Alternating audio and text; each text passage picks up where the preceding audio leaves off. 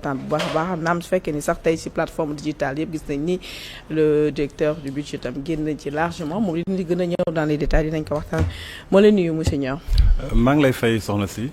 di rafetlu invitation bi di nuyu aussi Abdoulaye Mbow maa ngi koy wax léegi c'est un honneur bokk ak yow plateau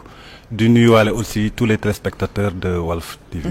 D'accord alors tey moom l'actualité du jour dinañuy wax sur l'actualité internationale bien sûr bu ñu demee ba ci fin waxtaan bi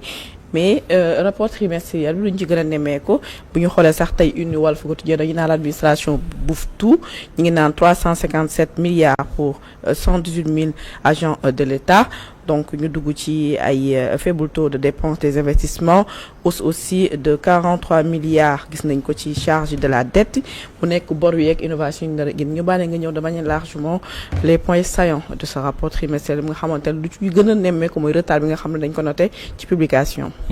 waaw jërëjëf soxna si di rafetlu bu baax a baax invitation bi di rafetlu aussi question bi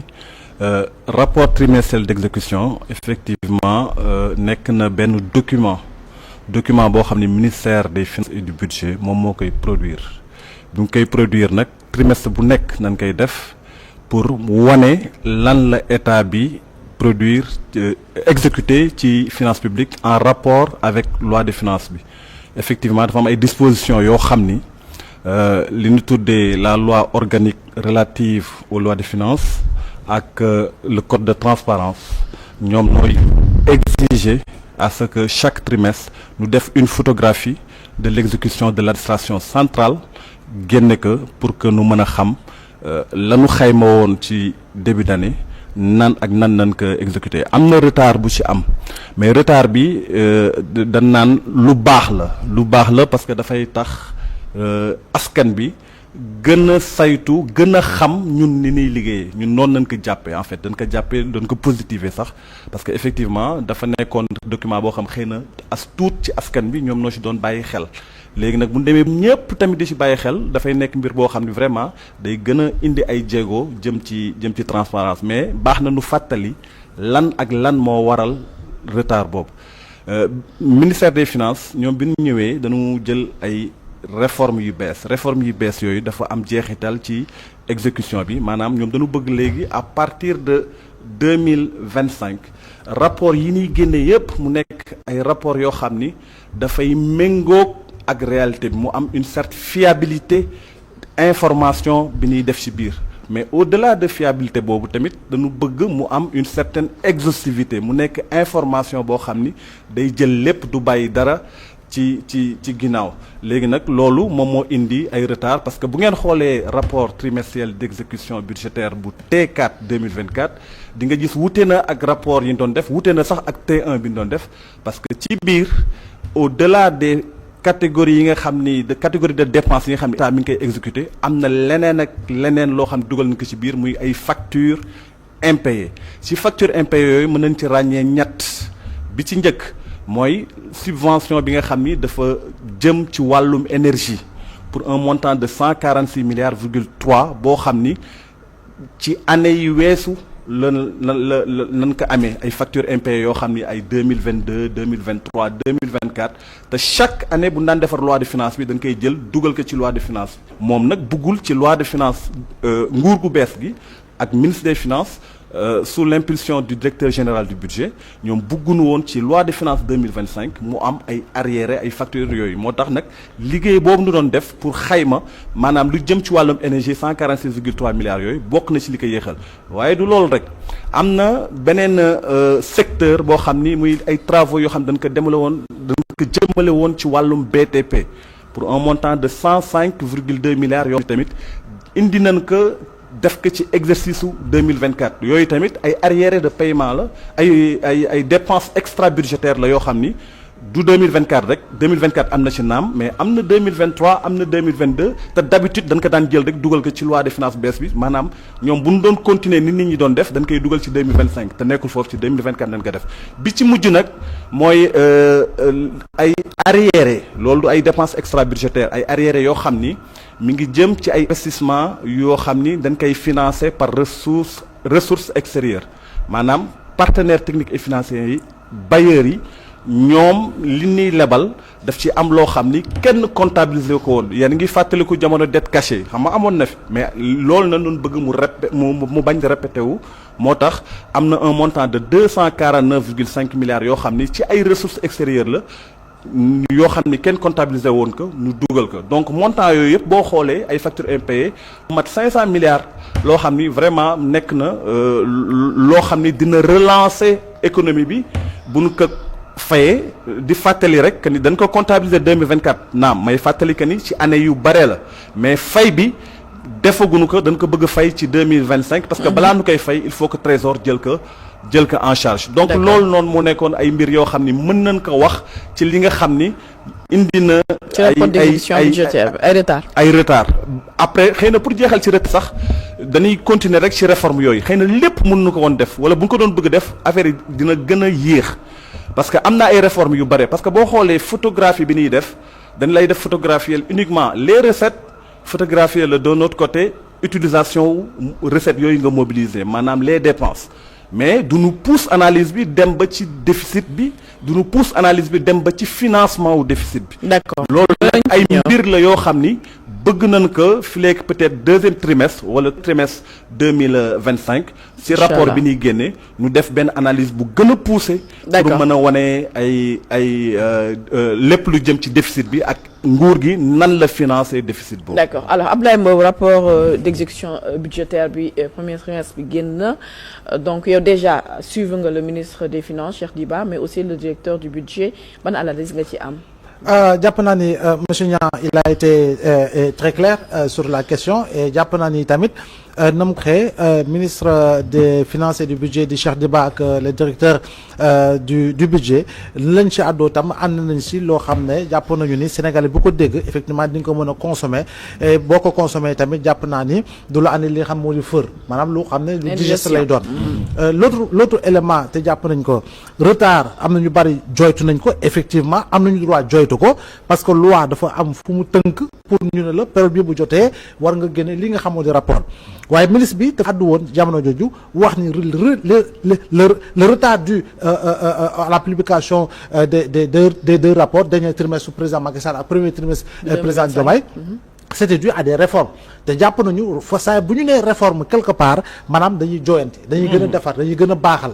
partout booy gis ñuy débat moo xam ci dialogue bu ñu génn t'as entendu que les acteurs ont beaucoup insisté sur les réformes. On ne parle que de réformes parce que nous sommes dans un pays où il faille aller dans le sens de réformer et de beaucoup réformer. Donc bu ñu nekk ci wàllu finance publique lu ñu war a réformer jàpp naa ni foofu noonu suba kenn du joytu transparence jàpp naa ni dina am li nga xamoo di traçabilité gu leer parce que du am loo xam ne di nga ko fa war a nëbb loolu nëbb ci wàllu finance yàgg-yàgg dafay feeñ. Bien sûr. moo xew ci li nga xam ne mooy le rapport de certification rendu public par la Cour des comptes. Donc de ce point de vue li rapport bi am ak lañ sa su war a sukkandiku jàpp naa ni foofee la amee solo ni ñu ko war a gatee ak ñi ko war a jàngat seen xam-xam màcc ci wàllu koom ni ñu ko war a jàngatee mais également jàngat bi sans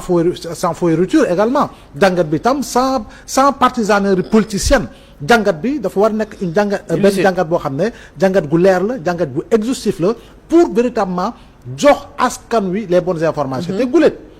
guléet nag laa wax rapport d'exécution budgétaire andi autant de coow parce que tamit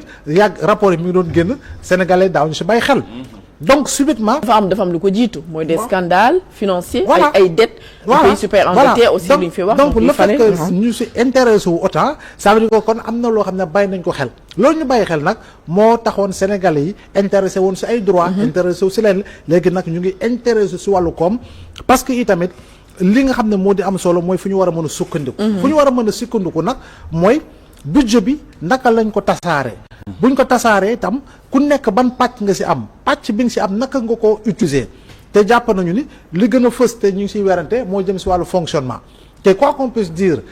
on ne peut pas ne pas dire que la masse salariale est passée du simple au double voire au triple parce que tamit li fës ba feeñ mooy gars yi tamit bu ñuy waaj a dem dañoo def recrutement en masse. mais loolu moo tax la une de Walf Quotidien nañu l'administration bouffe tout. Voilà donc fonctionnaires yi boo ko jëlee fonctionnaire kese du fonctionnaire kese. c'est les agents de l'État également. parce que les fonctionnaires c'est moins de 200 000. 186 206 agents boo ko boolee d'État. nag da nga siy boole ñi nga xam ne ce sont les agents de l'État ils ne sont pas fonctionnaires mais ils travaillent pour l'État ils sont payés pour l'État. donc nga xool loolu yëpp boo ko jëlee. effectivement la nga doon fay bu doon ñaar téeméer nga doon fay jàpp dem nga ba ñeenti téeméer voire ba juróom benn téeméer. parce que tamit am na loo xam ne yokk na.